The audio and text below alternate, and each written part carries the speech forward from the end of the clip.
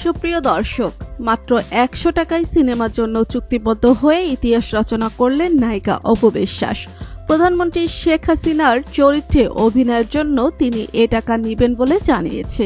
এদিকে অপু বিশ্বাসের এমন সিদ্ধান্ত নিয়ে মন্তব্য করেছেন সুপারস্টার নায়ক শাকিব খান।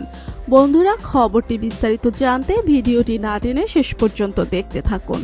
আর আপনি যদি আমাদের চ্যানেলে নতুন হয়ে থাকেন তাহলে এখনই ভিডিওটিতে একটা লাইক দিন এবং চ্যানেলটি সাবস্ক্রাইব করুন, কেননা বিনোদন জগতের সব খবর এখানেই রয়েছে।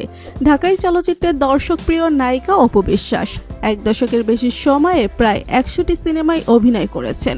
চলচ্চিত্রের পাশাপাশি তিনি বিজ্ঞাপন চিত্রে মডেল হয়েছেন।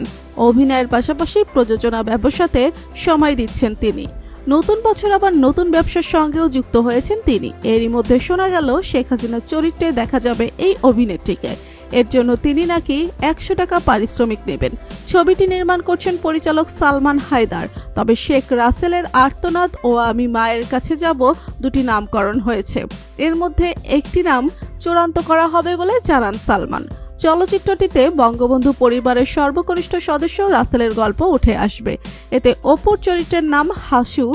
পরিচালক অপু বিশ্বাসের ১০০ টাকা পারিশ্রমিক নেওয়ার বিষয়ে বলেন, এই চরিত্রে অভিনয়ের জন্য অপু কোনো পারিশ্রমিক নিতে চাননি।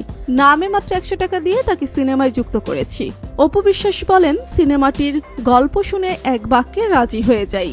ঐতিহাসিক এই সিনেমার অংশ হতে পেরে ভালো লাগছে। আশা করছি কাজটি দারুণ হবে। শুটিংয়ের জন্য প্রস্তুতি নিচ্ছি। এদিকে অপু বিশ্বাসের ১০০ টাকা পারিশ্রমিক নিয়ে সিনেমা করার ব্যাপারে একটি সাক্ষাৎকারে শাকিব খান বলেন, অপু অনেক বড় মনের মানুষ। আমাদের প্রাণপ্রিয় শেখ হাসিনা চরিত্রে অপু অভিনয় করবে, এর থেকে বড় পাওয়া অপু আর কি হতে পারে। এখানে টাকা বড় কথা নয়, এমন সুযোগ পেলে আমি কখনোই হাতছাড়া করতাম না। যদি পরিচালক চাই আমি এই ছবিতেও অভিনয় করতে রাজি আছি। তো প্রিয় দর্শক, আপনি কি শাকিব অপু জুটির নতুন সিনেমা দেখতে চান?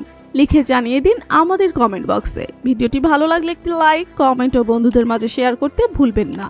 আর আপনি যদি আমাদের চ্যানেলে নতুন হয়ে থাকেন তাহলে সাবস্ক্রাইব করে বেল আইকনটি বাজিয়ে দিন। ধন্যবাদ সবাইকে।